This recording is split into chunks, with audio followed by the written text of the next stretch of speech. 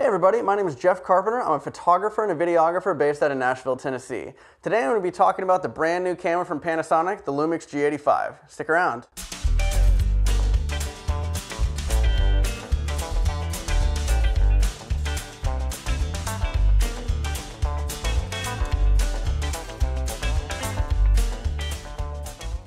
So for those of you who don't know, the G85 is basically just the upgraded version of the Panasonic G7. I actually have a couple of these G7s. I bought them initially for video, but I really found myself using them a lot for my portrait work as well. So when I got my G85 a couple weeks ago, the first thing I noticed right when I took it out of the box was some major differences in the body. First of all, the SD card slot is on the side, which I absolutely love, as opposed to it being on the bottom in the battery port of the G7. Just a couple other small differences. The flash is a little bit different, so not a huge deal. I don't usually use the on-camera flash with these anyway, but they're roughly the same. All right, so a couple other just minor changes that they made. One is in the user mode dial. Where in the G7 there was only one custom user setting, in the G85 there's now two, and in order to make room for that, they took the panorama function off of the dial and put it within the scene setup. So minor details, not really a huge game changer. And the other thing is on the driver dial, instead of a bracket, they actually have the focus stacking, which is actually really cool. I haven't really got to play with it much, but what I have seen is actually really, really awesome. All right, now as far as ergonomics are concerned, I love the way that the G85 fits in my hand a lot better than the G7. The grip is a little deeper for me. I don't have huge hands, but I always kind of thought the G7 was a little small. So as far as how it feels in my hand, I think the G85 kind of blows the G7 out of the water. Another thing that's actually a pretty big significant difference is inside of the kit, the lens is actually a 12 to 60 as opposed to the 14 to 42, that being a 24 to 120 full frame equivalent.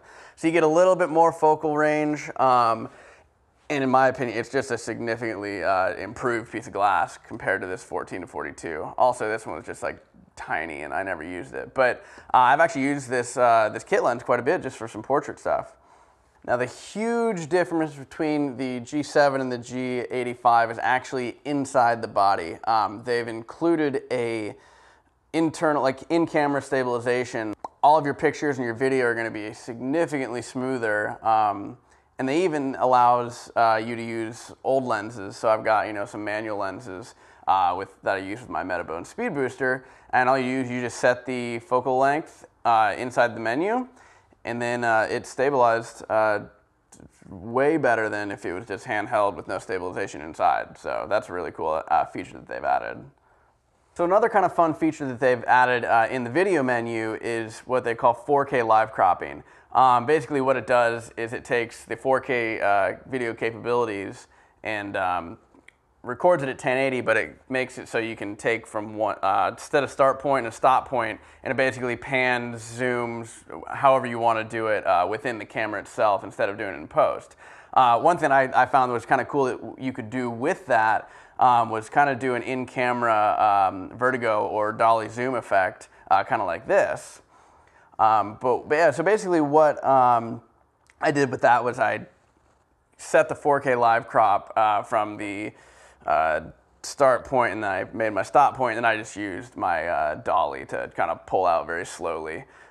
It's pretty simple, and it was a lot easier than trying to do that with a zoom on the actual lens, so that was actually really cool. All right, so now that I've kind of covered all the stuff that I really love about the G85, there are a couple things, not very many, but just a few things that I don't love about it. And the first thing, and I'm kicking myself for even bringing this up because it's such a stupid thing, is I hate the sound. You can change it, but the sound, so this is like what it sounds like out of the box. Super quiet. It's basically in not really silent mode. I think it's good for certain situations, but the G7 sound out of the box was this, which, I don't know, as a former DSLR shooter, I think it's nice to have some actual sound. Like I said, you can change it so it has a sound, but they're not the same with the G7. I don't know why that is, but it's just something, again, it's a stupid thing that bothers me personally, and it's not that big of a deal. But the one thing that I do not like, though, is the raw files coming out of the G85. When I import them onto my computer, they don't allow you to view a preview. Like you did with the G7, you could put it in your computer and then go through your Finder and look at it. But the only reason that bothers me a little bit is if I'm, importing photos from a shoot, I might have had, 20, 15, 20 just like test images before the client gets there. And I like to be able to, not import those into my computer. I mean, I could always delete them later, but that's just an extra step that I don't really feel like doing.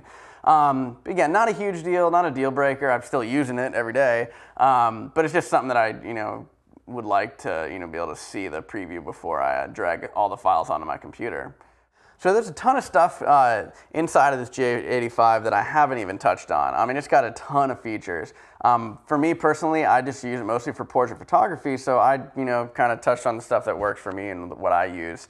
If you're more interested in kind of finding out the nitty-gritty of this thing, click the subscribe button. I'm going to kind of try and go and put out a video and try and, find real-world uses for all the little features like the 4K cropping or the 4K photo.